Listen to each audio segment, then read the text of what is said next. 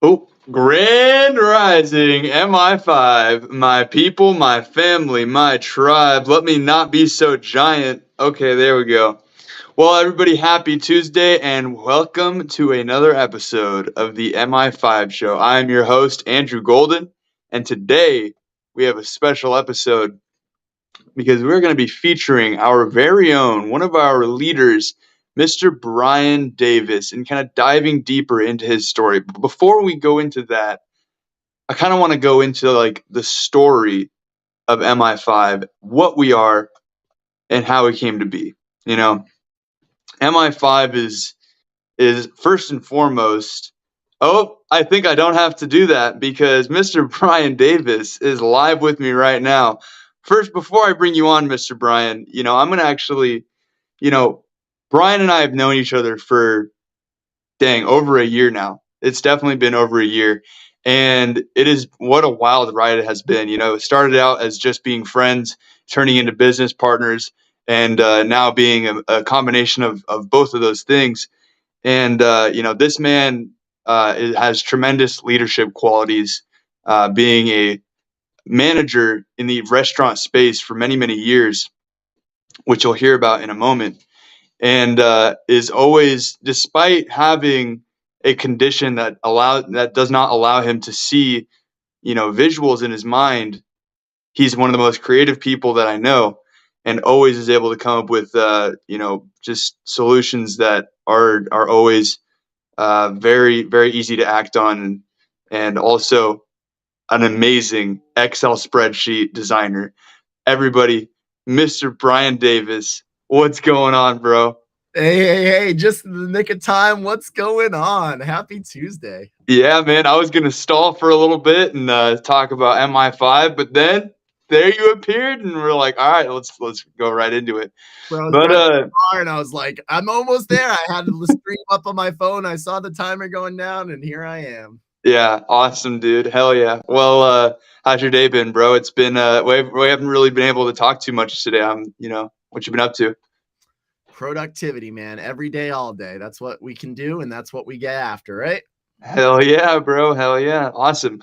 Well, as I was saying before, a little bit about your background. I think it would be really good to set the stage for the people that don't really know who you are. Obviously, they see your shining face on these live streams every week, but some people may have not heard your Zoom call story, the one that I've heard 100 million times. But if you want to give a quick little overview of your journey, who you are, where you came from, and how you got here, I think that would be a great way to set the stage. Yeah, I definitely will, and I'll do a new story so you don't have to hear the same one you've heard 1,000 times. I'll do it. Beautiful. There are so many facets of my life that are unrecognized, and the purpose of tonight's show uh really is to go deeper behind the curtains of Bryan. So I'm excited to be on on the Mi5 show as a member of Mi5. For those that don't know me, name is Bryan Davis, born and raised up here in the good old state of Massachusetts.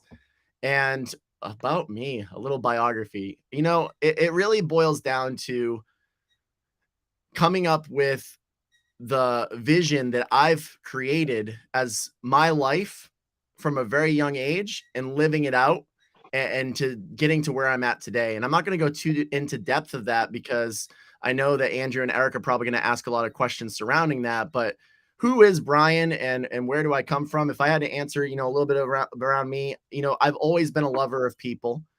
I've loved people since a very young age. In fact, I remember, loving people even at the age of 5, 6, 7, 8 years old. I used to love people so much that it was my dream to become Santa Claus as a young child. And having the want and need and desire to become Santa Claus when you believe in Santa Claus, because I loved the idea of impacting people. I love I actually used to sit in my room and create toys. They were little gifts. I would create things. They were stickers on pieces of paper folded up in weird little shapes and forms. These are some of the smallest, the earliest memories that I have, because I wanted to give them out to people, make an impact on people. As Andrew mentioned, my career and where I came from was mostly the hospitality industry. That was an industry also very heavily focused on people. So I have been an entrepreneur forever. Um, and a lot of people can't say that. And a lot of people are either on the fence on whether or not you can become an entrepreneur or whether you're born an entrepreneur. And I can wholeheartedly say that I've been an entrepreneur forever. I remember from a very young age having ideas, creativity, business ideas, ways to create money, mainly due to the fact of the environment that I grew up in, and mainly due to my fascination with creation as an entrepreneur. Because one of the cool things about becoming an entrepreneur, or being an entrepreneur, I should say, is the ability to create. Entrepreneur just isn't one that produces, but they also create, and they create to different capacities. So my creation growing up was focused mainly in the music industry. I grew up loving music. I grew up creating music. I started creating hip hop music at a very young age. I was a rapper. For those that joined us on the Mi5 live stream, they got to see some of those fun skills. Oh yeah, spitting fire, bro. It's been a while, but that was fun. I also was a heavy metal artist. I was a vocalist for a couple of bands. And that again was a focused career path of mine because of its ability to impact people. I mean, I think everyone on the Zoom and everybody in the world, unless maybe if you're deaf, can say that they've had music impact their life in one way, shape, or form at one point in time or another. So what better outlet to create impact on people? And this is where I got my start, really getting my feet wet from like a young age of like 12, 13, 14 years old, when I started writing music, of like, how do I impact people? Well, I write music, I write lyrics, and I write things that people can relate to, and things that can impact people on an emotional level. That was my starting point. That was really, where I learned, well, this is something I can do that can help make a positive impact on people. And anybody that I showed my music to always loved it and always, supported me. My mom, people that, were my friends. And this was my outlet for creating positive impact on human life as a child growing up. It transitioned into some limiting beliefs in the music industry because it was super competitive. And I was very young and didn't know what I knew today, which we'll find out, I'm sure, through some questions tonight. But like, it's just like, I thought, there's so many people doing music, especially when the world of the internet started coming out, and things like MySpace and, back in the day, like there were so many music MySpaces. I was like, oh my gosh, how am I ever going to compete with all of these people that make music? Because then everybody was making music, and even more so today, right? Like everybody's making music. And I got inside my head and I was like, you know what? I love making music. I love making impacts on people, but the music ain't it, because I'm never going to get famous, and I'm never going to get, in front of a bunch of people, because there's too much competition. Even though I did get in front of a lot of people and I made a lot of impact with my music, I didn't believe in myself enough to kind of make it through to think that could be a profession. So I kind of, found myself in a situation where I was always searching for my passion on what I wanted to do. But I knew that it involved people. Again, the synergistic people, that existed in every single thing, every single action that I've ever taken within my life has been people focused, with a want and desire to make a positive impact on people. I think one of the main reasons why I wanted to make an impact on people so much was because when I was really, really little, I didn't really have a lot of people in my life. Very young age, I was bullied. I was picked on. I didn't have many friends. I only had a couple friends. I was very, very shy, very to myself. So when I did have people that were around me in my life, and I had people that were, showing me appreciation for my music and stuff, it felt good. It felt good to have people, you know, smile because of something that I created, or to say, wow, that's awesome. That makes me feel good, or that's really cool. I love the emotion that you put behind that song. So I didn't take it for granted when the few people that did start to come out started giving me recognition, and I took that recognition and I rode with it, and I got addicted to the energy of not so much the recognition, but addicted to the energy that I was able to make an impact on human life through something that I created. And that more and more kind of snowballed, throughout my life, as once a kid that was bullied, picked on, and getting in fights every other day with not too many people in my life, to graduating high school, to having friends in every single type of clique category you can imagine, from goth to prep to to punk to whatever. Like I was friends with everybody. I loved everybody. Everyone loved me. I was friends with everybody that I came encounter with. I didn't like conflict. I only wanted to create and to create impact. I became a young father at the age of 19. For those that don't know, got 3 gorgeous children. And that kind of made adulthood come pretty quickly. I remember my graduation was the day that I shared the news that I was going to become a father, with my father. And I had that responsibility to fill. And one of the main fields of work that I had been involved in since a young age, I think a lot of people, one of their first jobs is usually always a food related job, right? A lot of people work at like Burger King, which I did. And Subway was my first job. And I had experience in the food industry, and being ADHD, and being super hyperactive and loving to move around, the food industry resonated with me from I enjoyed doing it perspective. Like I enjoyed moving. I enjoyed, you see me moving around tonight. Like I'm always moving.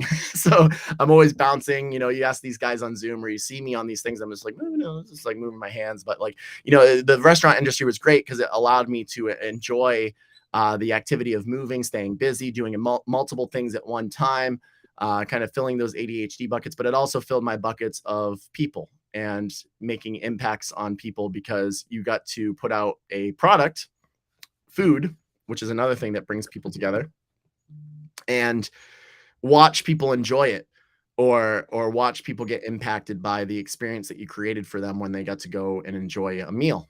And this kind of was directly in line with my core self. I was going to business at the same time as I was working in restaurants, for business management. A choice now that I look back on, and I think, kind of pointless for going to college for business management when I was working in businesses and running businesses. But I learned some stuff. I think one of the biggest things that I learned from college was public speaking, and being able to compose myself a little bit better, and having the confidence of standing up in front of large crowds. That sort of grew and developed along with me in terms of different hospitality roles. But throughout my hospitality career, people was what kept me, number one, successful, but number two, engaged and motivated within that industry. Because the more and more success that you see within the restaurant industry, the more and more impact you get to have, if you want it. That is, I got to the level of seeing, or should I say, overseeing 600 people in the height of my career, across multiple states and multiple restaurants.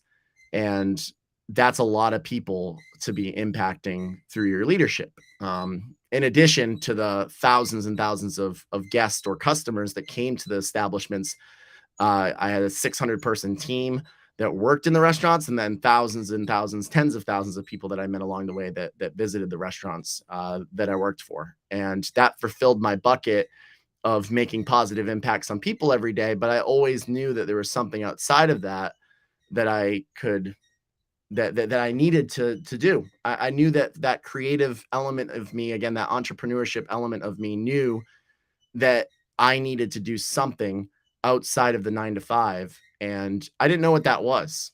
And throughout the years, it changed. Like I said, it started with music, went into consulting, did merchandising, screen printing. I had all these different businesses, but none of them could allow me to support my family and my kids and provide the same income as the actual career within the hospitality industry. So I was in this constant battle of, I love the hospitality industry. I love impacting people, but it's long, hard hours of work. But how am I going to escape that and make a positive impact on people outside of that career? Well, as time went on, that grew and it evolved and it changed, but with persistence and motivation and consistent action over the decade plus that took, almost 2 decades of persistence, here we are. Mi5, Grand Rising Financial, job-free entrepreneur, making impacts on people every single day, making impacts right now, making impacts today, yesterday, tomorrow, and loving what I do every single day to be able to make positive impact on human life and just getting started, right? I just became a job-free entrepreneur at the beginning of the year, and there's so much more headway outside of that. But yeah, that's high level overview. I figure we'll go nitty gritty in some of the questions, Andrew, but that's me in a nutshell. Let's Yeah, man.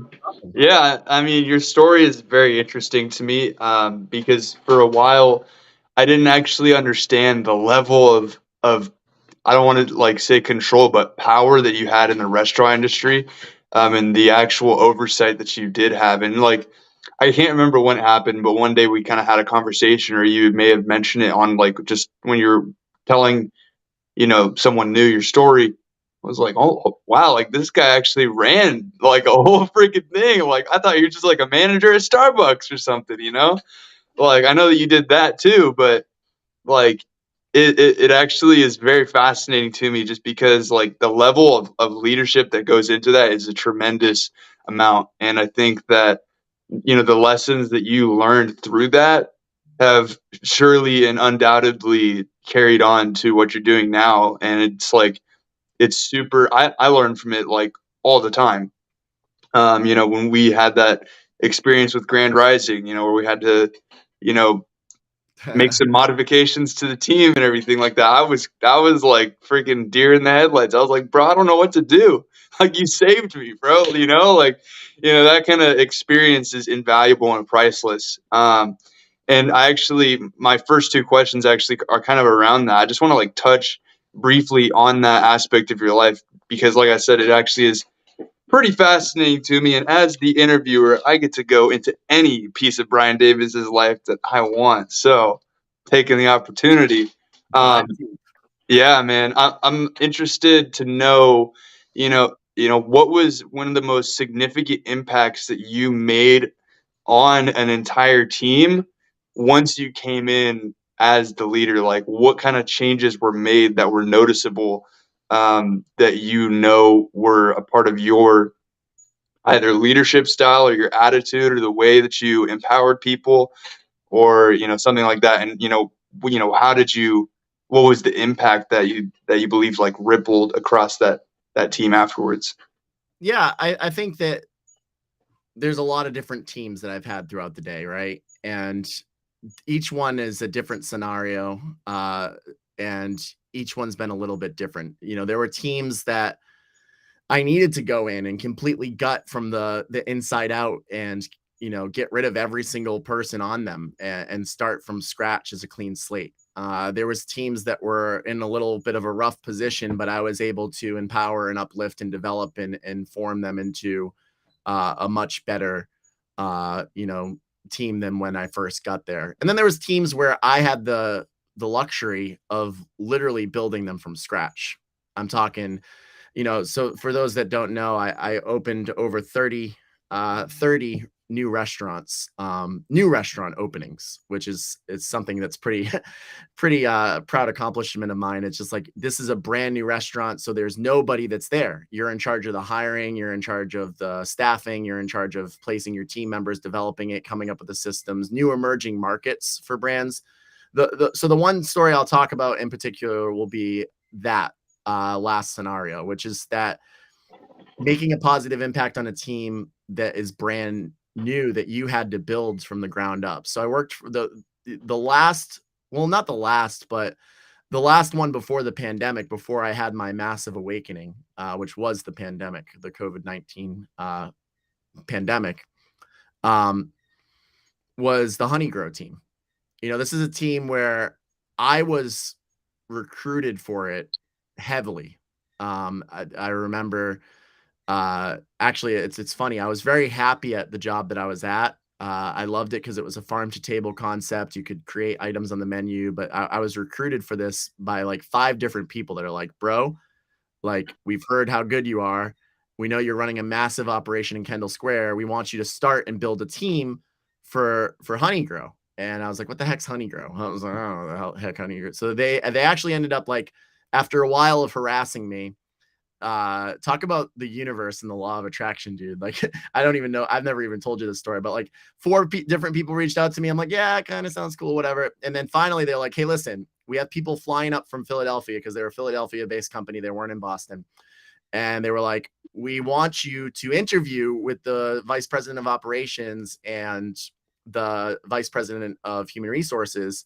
They're both going to be in Boston. And I was like, all right, sounds good. What time? They're like, oh, it's going to be, this day at this time. I'm like, can't do it. And they're like, they're like, you can't. They're like, no. And then I was like, all right, no worries. And then we just kept on going. The next day they call me up. They're like, they've got one more slot there. It's at like 8:00 at night. And we know that you said you couldn't do anything, sooner than 7 p.m. And I was like, all right, cool.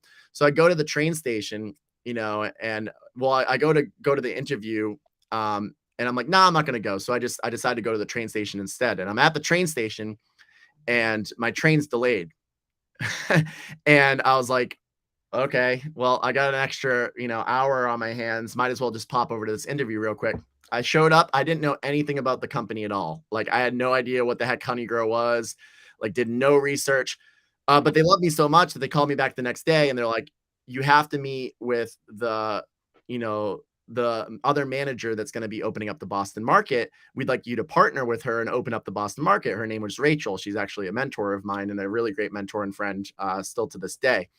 And I was like, I'm busy. I'm busy. I can't do this day. And they tried to book me with Rachel, and I kind of turned them down like 4 times. And then finally, I get with Rachel, and she's like, yeah, we meet up on a random Monday, at Dunkin' Donuts next to my work. And she came to me and she's like, I'm going to need help building a team from scratch in Boston. So this kind of gets into the team building aspect. And I'm like, all right, well, this sounds interesting. And they flew me down to Philadelphia, accepted the job offer, and we got to work building the team. Now, the biggest accomplishment for this, and the reason why I want to highlight it, is because when you have a concept that's very sophisticated, like very, very sophisticated, Honeygrow is a very sophisticated concept. There's stir fries and there's salads, and it's not a model like you would see at a typical fast casual environment like Chipotle or things of that nature, which I've worked at as well.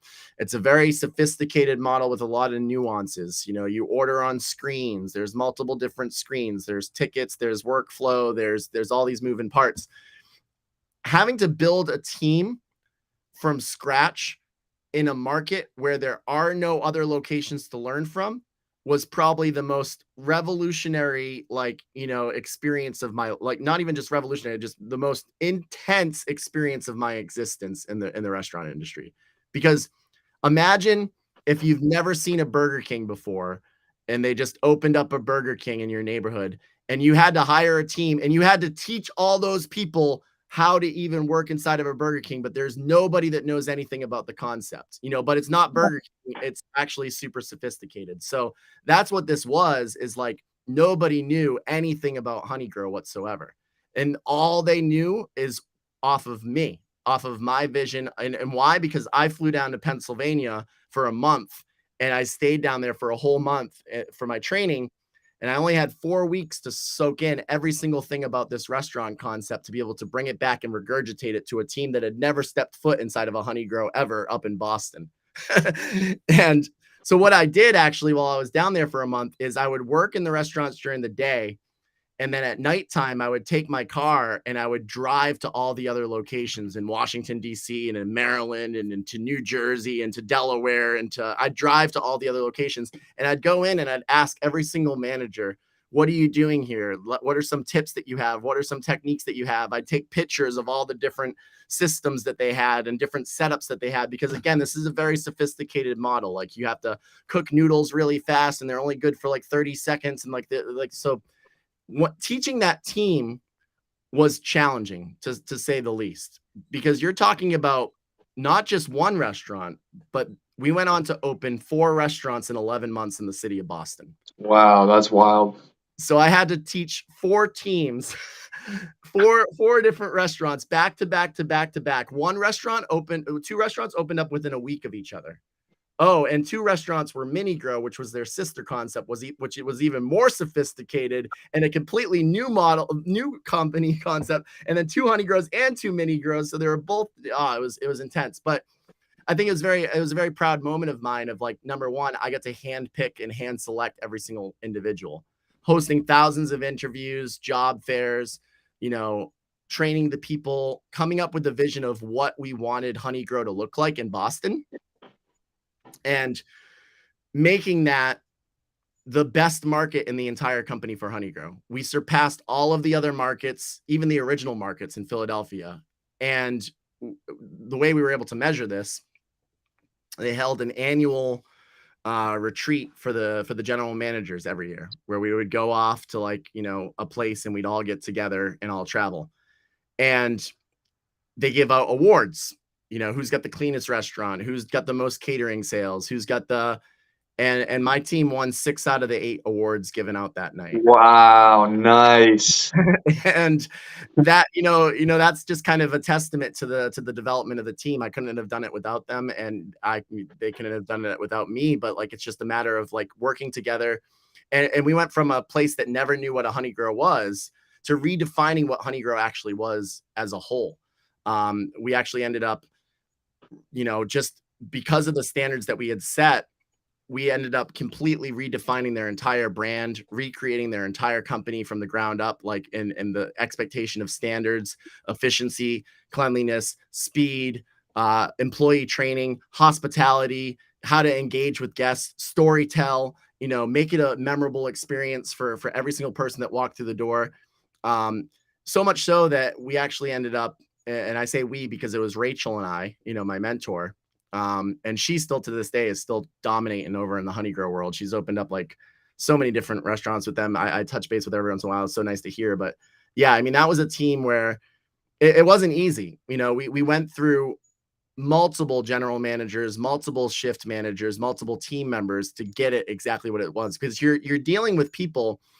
And this is one of the biggest challenges in the restaurant industry in general, is you're dealing with people that are getting paid not enough. Everyone knows and everyone's heard the argument that the restaurant industry expects far too much for you, especially when you get to some of these boutique fast casual concepts where they're expecting you to slice vegetables and perfect dices and roast meats and slice them up fresh to order and do things that you would normally do in a fine dining restaurant and get paid $17, $18, $19, $20, $22 an hour. But no, we're going to pay you $12, $13 an hour, it's and expect you to do the same thing, roast meat, slice them, and this is an employee coming from Burger King, and we want you to sophisticatedly cook fine dining. So to empower people, you have to give them a why behind what they do. And that's the biggest reason and the purpose behind everything that I would do within the hospitality industry, is give people that why. Why are you here? Well, because this is, regardless if you like this job or not, if you don't like it and you're miserable, by all means, I would always tell people, there's the door, go be an Uber driver, go do DoorDash. You can sit on your ass all day. You can text in between and surf Facebook. But if you want a job, have the job here and put your all into it. And how did I get people to put their all into it? And recognizing the value of putting all into something. If you have a job and you're not putting 110% into it, you're doing yourself a disservice. A lot of people, especially younger kids, and that's, a lot of people that go to restaurants, they know that younger kids are the majority of what makes up the staff, right? And they're I don't need to work hard at this job because I'm going to go be a doctor. I'm going to school to be a doctor. Well, do you think that when you're a doctor, you're not going to need the skills of thinking fast on your feet, multitasking, whizzing around, being able to communicate with people, being able to execute time management skills? Absolutely. And all of those skills can be found also within the hospitality industry. And they're transferable skills that if you learn skills in the hospitality industry, they transfer into pretty much any single industry in the world, and they're all applicable. You're going to need to know how to communicate. Restaurants, and you can learn valuable communication skills within a restaurant. You're going to need to learn how to, you know, come up with, you know, timelines and deadlines for yourself and accomplish certain tasks within a certain area. Every single job that you have has some sort of task that you're going to have to complete within a timeline. So these are the things that I did to empower my team and to inspire my team, is find out what they were passionate about and then take that passion and be able to know, like, oh, you know, just for example, like Talon wants to be a famous musician that, you know, that tours the world, and he was going to Berkeley for like music, you know, and he was a DJ. And it's like, okay, well, what can I do for Talon to motivate him? Oh, well, you think that, you know, you're going to be able to promote yourself as a DJ and be able to communicate to people why you want to play shows at certain venues if you don't have communication skills and you can't look at the customers in the eyes when you give them a receipt and their change? Absolutely not. You know, you got to learn how to make eye contact, learn how to smile, because you're not going to land anything for a show as a DJ if you can't smile, contact. And, you know, so that's why you should practice here at a restaurant, giving out receipts with a smile and, you know, having an uplifting attitude and learning how to speak to people and say, hey, how's your day going, as you're giving them their food, because those skills are transferable into you wanting to go out and book yourself as a DJ and make a name for yourself and create a great reputation. And countless stories like that of just individualized plans based off of, again, what their passions and motivations are, and understanding and connecting the dots of how the restaurant industry was applicable to their future success. Yeah, that's awesome, man. You know, like I think that, you know, that quality of being able to paint a crystal clear vision for people, even if it's your vision, you know, so crystal clear that they are now able to see that for themselves and be inspired, is is an amazing quality, and I'm grateful and appreciate you having that. Because honestly, bro, like I can think of countless times that you've actually been able to do that for me. You know, because you know I'm constantly in a state of development, and I haven't, you know, as we all are, right?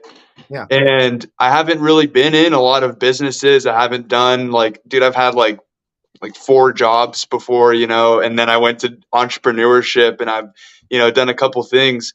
And so, you know, being able to see bigger pictures in times when maybe like I'm not thinking super expansively, just because I haven't like, you know, I'm not like able to apply certain experiences to like multiple different things in my life. It's like, you know, you coming in and being able to, you know, shed some light on the bigger picture of things, or like, dude, like this is, it could be all this, you know, like the depth of vision is huge. So, yeah, well, I did have another question, but I'm just going to skip into the fun stuff here. You know, dude, you've had so many different phases of life, right? You know, just off the top of my head, you know, there's the music phase. You had like an emo phase. I don't know what that was about. No, I'm kidding. But no, you had like the Yeah. music phase, and then, you know, being a young father at the age of 19, and also having like the realization of being an entrepreneur and making money online. Like, there's so many like life changing, pivotal moments. I'm curious to know what a specific story is that you had, you know, maybe a specific moment in your life where, you know, after that, things were really never the same. You know, if it's like a story or a conversation, or like you had a dream and then you woke up and you were like, oh my God, my life, it's complete, or whatever. I have no idea, you know, if you Yeah. can think of anything. I think, you know, receiving mentorship, you know, when you first receive good mentorship, that's a Yeah. life-changing moment. And my first good mentor was Miranda. Miranda was my boss at Chipotle when I worked at Chipotle. And I think that understanding servant leadership and having a mentor that mentors you using servant leadership was a life-changing moment for me. Understanding what it truly meant to be empowered and what it truly meant to feel empowerment, and bringing the best out of me was something that was accomplished within the Chipotle environment.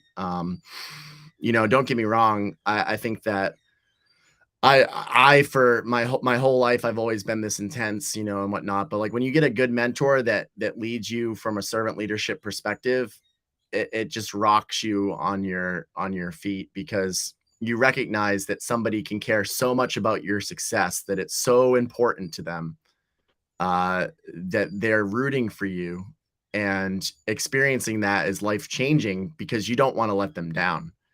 Because you feel like if your performance isn't where it's supposed to be, you're letting them down, and you see how much they put into you.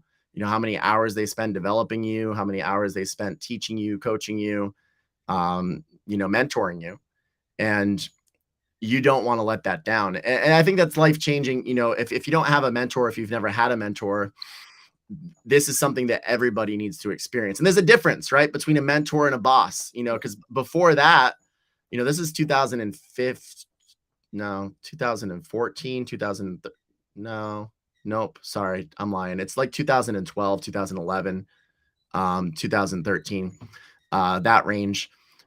Before that, I had never had a good mentor within the workplace, within my career. There's so many people, and there's so many industries, and there's so many companies where you're not going to find good mentorship. You're going to find authoritative, dictative mentorship, right? You're going to have people just like, I don't care how you do it, just do it.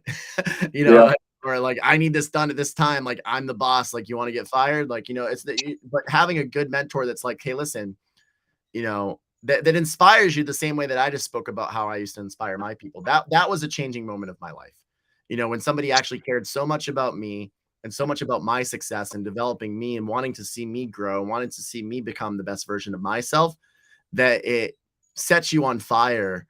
It doesn't have to be, just restaurant industry focused. Just in general, when you receive good mentorship, it changes you. It changes you from being able to learn from people that have what you don't have, but what you want, and being able to learn from people that have had that experience, that aren't just telling you what to do because that's their job, but they're telling you what to do because they genuinely have an emotional attachment to your success and to the outcome that they want to see. And that's really, yeah, that would be the biggest change in my career, in my life. Because after that, the mentors just started to flow.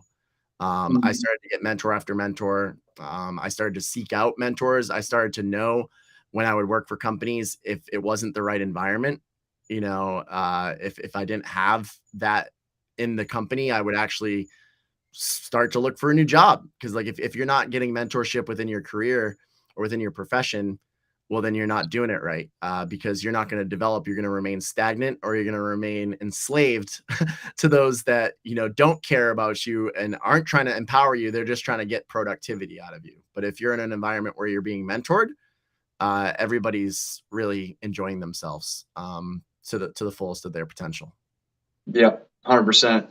Yeah, because I mean, with the position that we're in, being these community leaders and everything, and also like, just having all of these business ventures and new ideas and all this stuff, I'm sure it's a similar experience, but I find myself mentoring a lot of people because people are like asking me for advice and stuff like that. But, one of the most important things and ways that one of the most important things to being able to mentor people is like also yourself having that mentorship and like leveling up yourself as you're, passing down that knowledge. And that's actually something like that that recently has been in light for myself. Just I realized I only have like I used to have like a bunch more mentors than I have now, and I kind of outgrew those mentors. And now I would like need to look for people that are like super high level, and also people that actually like care at all. Um, but yeah, no, I 100% agree, bro. Mentor is like having a mentor, game changer, 100%. Yeah. Well, man, I think that was a wonderful blast into the past there, and I appreciate your level of detail that you brought to the table on all your stories. I think that one thing that everyone can learn from your experiences is just like I mean, like being able to transform people in such a detailed manner because of your ability to paint a vision without even being able to like with also having fantasia and everything like that. It's like It's awesome, dude. Like Well, I speaking on that real quick, if I can, I yeah, recognized the other day I had a cognition. So for those that don't know, the viewers that he's referring to, I have aphantasia. I can't. Most people, if you close your eyes, you can visualize an apple, right? If I tell everyone on the viewers tonight, like close your eyes and try to see an apple, like a lot of people can see that. I close my eyes, I see black, I see nothing. Well, just like people that are blind have a heightened sense of hearing, I believe just because my mind's eye is blind, because I can't see when I'm closed, I have a heightened sense of hearing within my head. So that's the reason why I'm able to process so many different things, get very detailed, run tons of information, is because I can hear in my brain, I believe anyways, at a much higher higher level than most. This is also the reason why I'm able to be a really good freestyler, because I'm able to pull from a million different vocabularies and hear a million different words and comb through a million different databases and come up with words that rhyme like instantly, and like come up with different schemes and sentences and intricacies. It's all hearing, right? Because you hear things in your head before you speak them, right? right. You're thinking about the next 5 things that you're going to say. But mine's on supercharge. So that was a fun cognition that I had the other day. It's like, oh yeah, it makes sense now. It's like people that can't, that are blind, they can hear better. They're heightened sense. Well, I can't. I'm blind inside my head, so I can hear better inside my head. Yeah, definitely. Amazing. Well, I think we're gonna go to commercial really quick, and then I'll be back to ask you some deeper questions. Where's Brian Davis going in the future? What's going on with that? Anyways, see you in a minute. At Grand Rising Financial, we can help brand new or existing businesses secure funding through various funding solutions. Our primary means of funding is 0% interest credit stacking, where we can secure $50,000 to $250,000 at 0% interest for 6 to 24 months. We also offer personal and business term loans as well as 0% interest personal credit stacks. We are so confident in our work that we are a performance-based company, and we only charge on the back end after we have secured your funding. It is no secret that in 2023, the state of the current economy is looking rough, but we are here to help. Whether you are trying to create a better life for you and your family, or simply trying to grow and scale your business, at Grand Rising Financial, we not only help you obtain funding, but we consider ourselves leaders in financial education so that we can equip you with the tools to build a life that you can be proud of. We help entrepreneurs, business owners, and visionaries with a handful of funding and credit building services. For more information and to book a free consultation, please reach out to us at grandrisingfinancial.com or send us a message on Facebook at Grand Rising Financial to learn more and speak with a member of our team. Let Grand Rising Financial help you fund your dreams. Alrighty, and we're back. Let's get that link here. 1 second. Boom. If you want to get funded right there, grandrisingfinancial.com will get your needs taken care of. But anyways, man, while we were having that commercial, one of our viewers, shout out to Emmanuel, I'll actually bring it up here, had a very, very good question. And I just want to kind of highlight that. He says, can Bryan describe the qualities of a good mentor for those who are seeking one? I'm actually curious, what your opinion is on that. Yeah, it's funny because I didn't really know. Some people grow up and have the luxury growing up knowing that their parents had mentors, or that mentorship is a thing. I didn't know what mentorship was. I didn't even hear the word mentor till I was 24, 23. I did, but you don't really recognize what it is. But yeah, a good mentor is somebody that really takes the time to get to know you and puts their vision aside and gets to learn what your vision is and understands what they can provide for value in helping you accomplish that vision. And that is, simply put, it's somebody that's going to challenge you. It's somebody that's going to allow you to see it from a different perspective. It's somebody that's has what you want, It's somebody that's been where you are. It's somebody that's, you know, not doing the things that they're doing because they have to do it, but because they want to do it. There's situations out there where there's forced mentorship. There's companies out there where like, oh yeah, we're gonna partner you with a mentor, and like the person doesn't really want to be a mentor or have your interest in mind, right? So like I think it's important to recognize like kind of like the fake mentors versus the real mentors.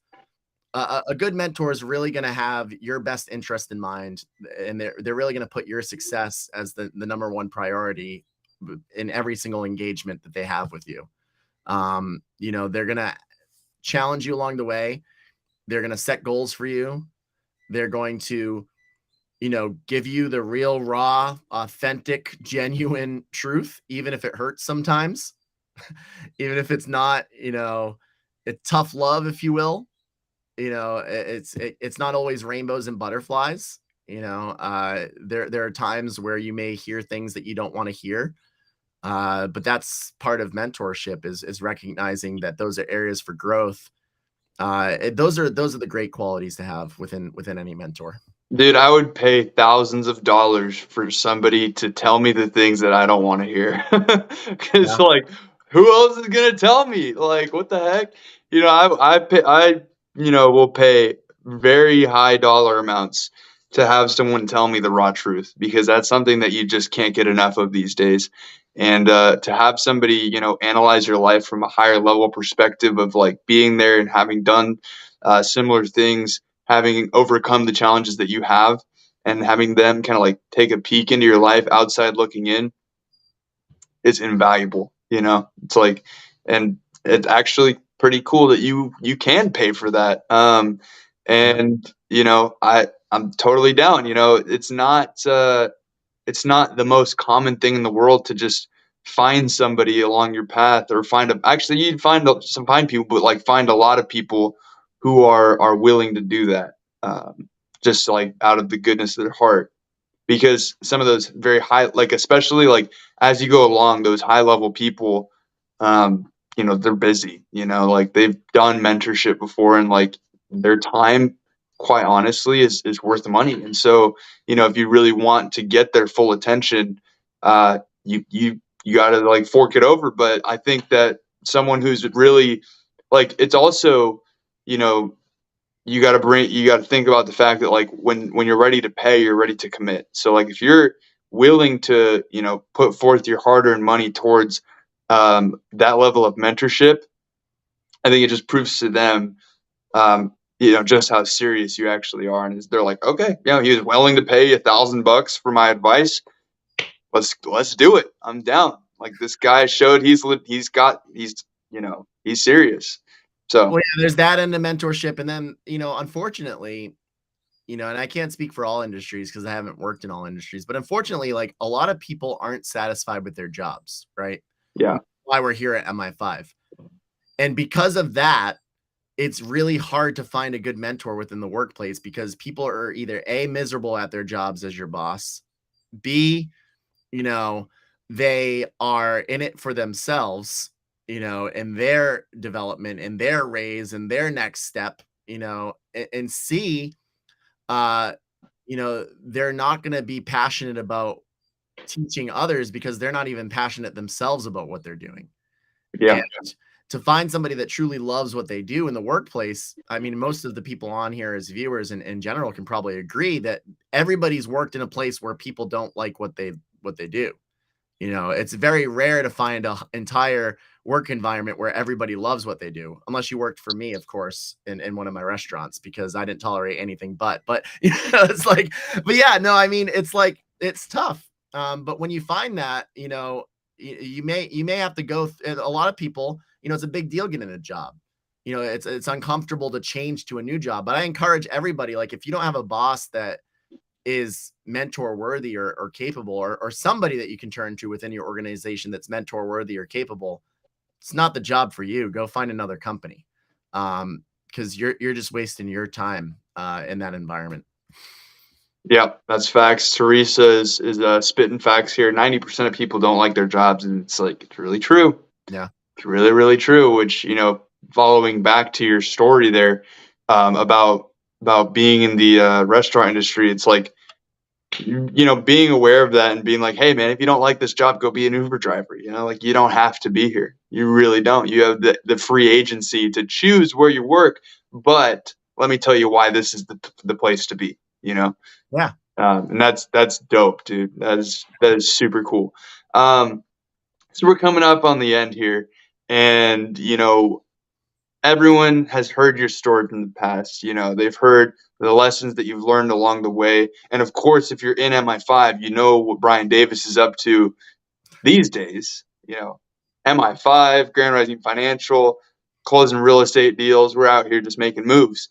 But I'm curious to know, what's your big dream, bro? Like, I don't think I know some about, of what you really want to accomplish in this life, but we've got MI5, we have Grand Rising Financial, but I know that there are like other missions that you want to, dive into in your life. But I'm curious to know what your really big dream is. What is like the big thing you're trying to accomplish? And I guess, where do you see yourself, or where would you like to be in 10 years from now? Wow. That's a big question. It all, I've kind of dumbed down and simplified, and I've said it throughout tonight, and I've said it to you, and I've said it to a bunch of people. I've dumbed down and simplified what it is my life's purpose is.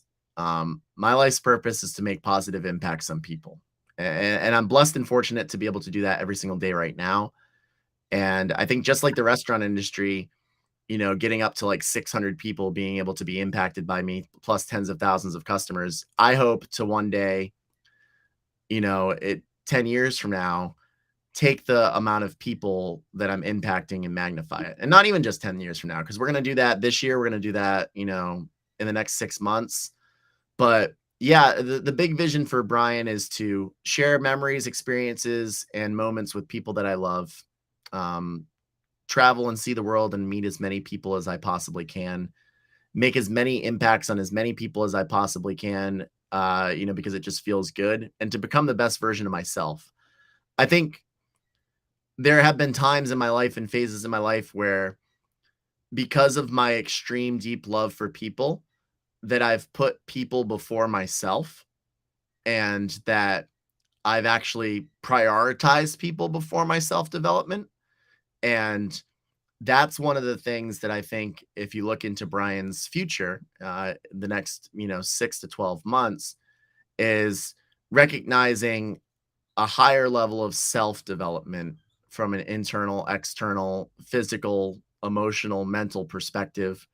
But also being able to impact people through that development, as I've explained to you, Andrew, by documenting the process and allowing people to see that, the real, genuine, authentic process of self transformation, and continued self transformation. So that's really, kind of my vision up ahead, is to provide deeper context into the layers of complexity, that is self development, especially around a person that's been so people focused for so long, and getting away from not taking care of the person that needs to put the oxygen mask first on the airplane, which is myself, before putting it on others. Because I mean, if I've been able to make this big of an impact on people, and love people this much thus far, just imagine how big of a splash it's going to be when I'm able to up level myself. And it's like, Andrew, you said this earlier tonight, like, we're constantly up leveling ourselves, right? And it's not to say that I haven't been up leveling myself all along the way, but there's never been a true moment for me to be able to really, and now is the moment, because I am a job free entrepreneur, like, more than ever, to up level myself. When you're working a career and you've got a family and you've got kids and you've got all these obligations, it's really easy in life to put a lot of other things before yourself. And actually, there's a saying in the hospitality industry, when you're getting hired, that the thing that comes first is the needs of the business before anything else. That's one of the questions that they ask you when you get hired as a restaurant operations leader is like, are you willing to put the needs of the business before everything, before your own life? Like, you literally sign your life away, putting the needs of the business first. Like, because if a manager, especially when you're on like a single unit, and you're not overseeing multiple restaurants, or even when you are overseeing multiple restaurants, um, if a manager gets fired or they can't make their way in, like you got to drop what you're doing. It doesn't matter if it's your daughter's first birthday or or your wife's giving birth. you gotta fly on in, or drive on in, and be there for the needs of the business first. So that's the future for Bryan. A greater emphasis on self, and what's the impact that I'll make? I don't even know yet, and that's the fun part, right? Because I haven't had that moment of clarity to really, really dive deep into self. And I mean, really dive deeper into self. I've done it a little bit, when I was unemployed for 6 months during the pandemic. I started to do it these last 4 months as a job-free entrepreneur. I've started to dive deeper into self more and more. I'm a completely different person than those that knew me in like December and November and, Yeah. last year. Even you've probably seen that. You know, it's just a journey. It's a journey that I'm excited to see what comes out of the other side of it. Who knows? I don't even know I don't even know what it looks like. I don't even know what I'm going to be doing. I'd love to write books. I'd love to be on stages. I'd love to, do the traditional stuff that you hear people that have value to give do, but I don't even know what will blossom out of it. And I think that only the true answers will reveal themselves uh once the massive evolution that's about to unfold within Bryan Davis starts to unfold. And it's already started, but like, as it unfolds more and more, it's going to take shape and form in this universe, and we'll all see what's in store for y'all. So, Oh yeah, 100%, man. Well, I think like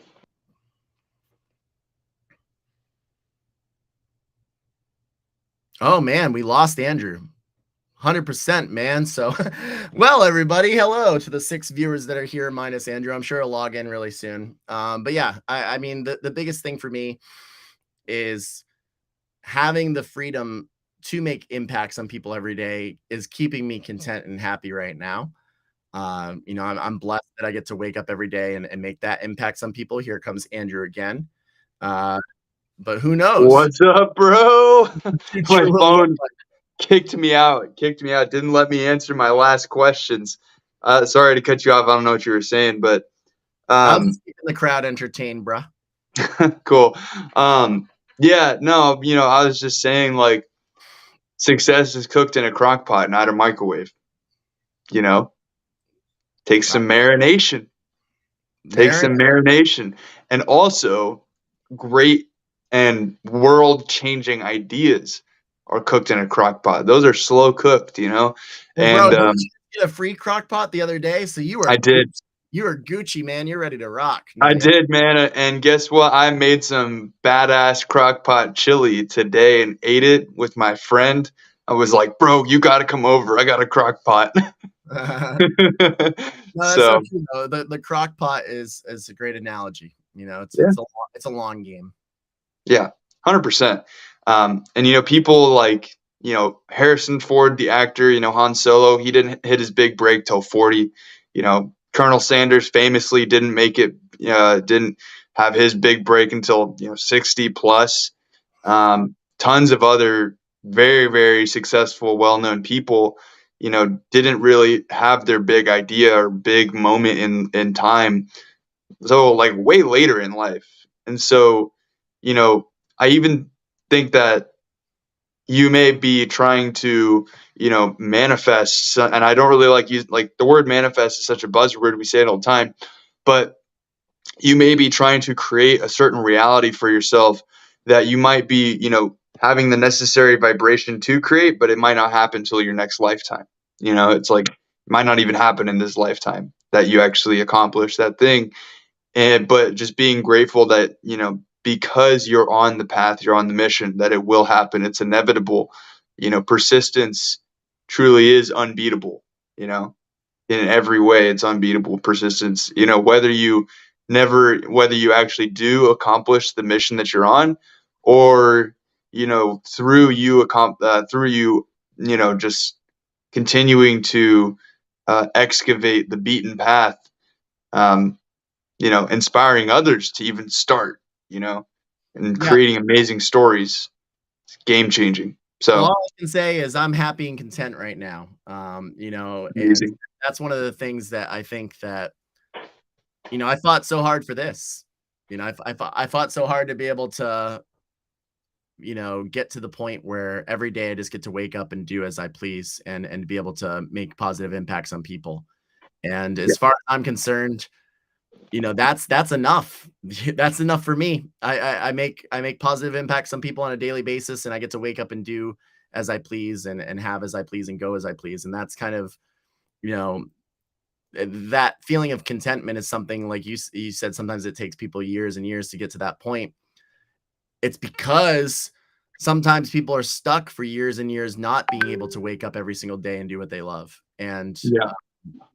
or they take a while to escape the matrix or escape the rat race. And I think that that's one of the things that makes MI5 special is that we're giving people the keys to that path of self-discovery.